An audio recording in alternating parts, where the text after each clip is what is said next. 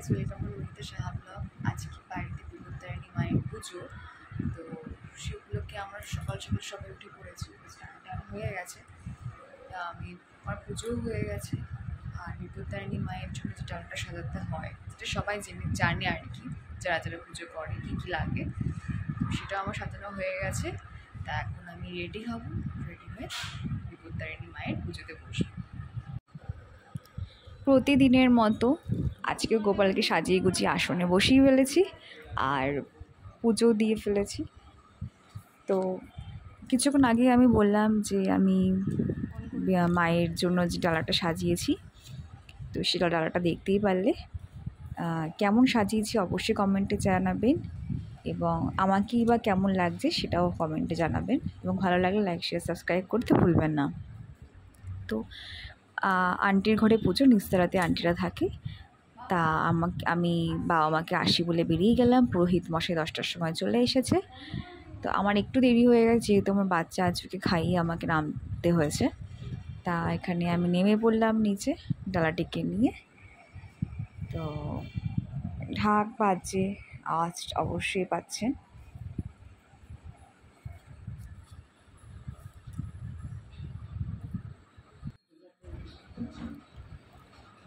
আন্টির ঘরে অনেক ডালা পড়েছে, মানে আশেপাশের কাকিমারা জেঠিমারা সবাই এসে আন্টির ঘরে ডালা দিয়ে গেছে। তারাও আশেপাশে বসে রয়েছে, একসাথে সবাই মিলে আমরা পুজো দিয়েছি। আর খুবই সুন্দর পুজো হয়েছে। আর সবাই তো জানেই যে 13টা ফল, 13 রকমের মিষ্টি, 13 রকমের ফুল, 13 রকমের পান সুপারি, 13টি দুব্বা, 13টি সুতো নিয়ে বেঁধে সব কিছু মিলিয়ে পুজো হয়। অনেকের বাড়িতে এটা হয়ে থাকে, বা অনেকের বাড়ির মা বাবা, মানে মা বিশেষ করে এই ব্রতটা করে থাকে। তো বিয়ের আগে এটি আমার বাড়িতে আমি করতাম, কারণ আমার বাপের বাড়িতে এই পুজোটি হয়ে থাকে প্রতি বছর। তো আমি বাপের বাড়িতে যাই না, আমি এই বাড়িতেই পুজো করি আমার বাড়ির সবার জন্য। তারপরে একটু পুজোর ফাঁকে আমি ছেলেকে নিয়ে নিচে চলে এলাম।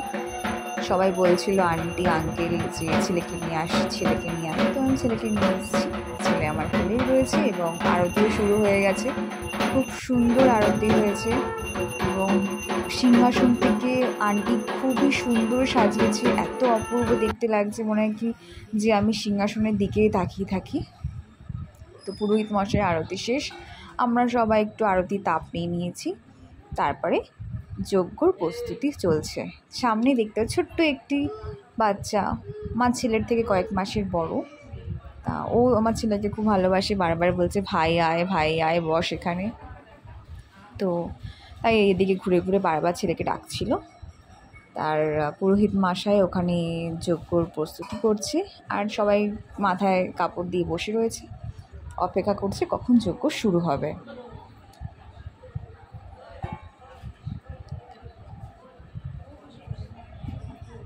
বিপত্তারিণী মায়ের ব্রত অবশ্যই সবারই প্রায় করা উচিত। যাদের মায়েরা করে তাদের তো নয়, যারা আর কি যাদের বাড়িতে হয় না তাদের বাড়িতে অবশ্যই করা উচিত। তো সেই কারণটা আপনারা সবাই হয়তো জানেন যে বিপত্তারিণী মায়ের পুজো কেন করা হয়। এই পুজোর দিন অনেকে আছে ঠাকুরের মানে মায়ের ভোগ খায়, অনেকে আছে নুন ছাড়া খাবার খায়। যেমন আমি ছোটোবেলা থেকে আর কি বাপের বাড়িতে আমার পুজো হয় যেহেতু, তো সেই নিয়মই পালন করে আসছি। আমি পুজোর দিন কোনো অন্ন মানে চালের জিনিস খাই না, আমি শুধু নুন ছাড়া লুচি এবং সুজি খাই। যজ্ঞ শুরু হয়ে গেছে। এখানে পাশে যে লাল কাপড় দিয়ে পুরোহিত মশাইয়ের পাশে দুজন বসে আছে, একজন হচ্ছে আঙ্কেল এবং আঙ্কেলের মেয়ের ঘরের ছেলে। ও খুব ভালো ছেলেটি, ওকে যা বলা হয় ও সেটা করে, আর ও এরকম পুজো পাঠ খুবই ভালোবাসে। এইটুকু বাচ্চা হলে কি হবে, সব কিছুর উপর হাইও বললো, সব কিছু ফাঁকে একটু ঠাকুরকেও দেখিয়ে দিলাম। আর মাঝখানে একটু দুটো বাচ্চা মিলে একটু মানে দুজনকে আদর করছিল। তা যজ্ঞের আগুন ধরানো হয়ে গেছে, এবার পুরোহিত মশাই যজ্ঞ করবে। খুব সুন্দর যজ্ঞ হয়েছে, পুজোটাও খুব সুন্দর হয়েছে।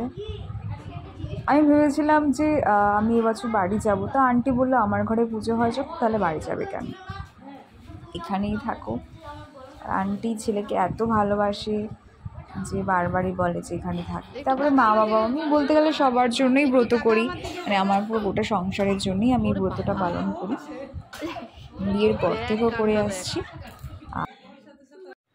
পুজোর শেষে ঘরে চলে এসেছি।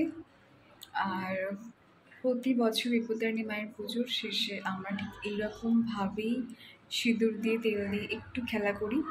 তো মজা করে আন্টি আমাকে একটু নাকে সিঁদুর লাগিয়ে দিয়েছে। তো এইভাবেই আজকে দুপুর অবধি কাটলো। তা পরে দেখতে থাকুন।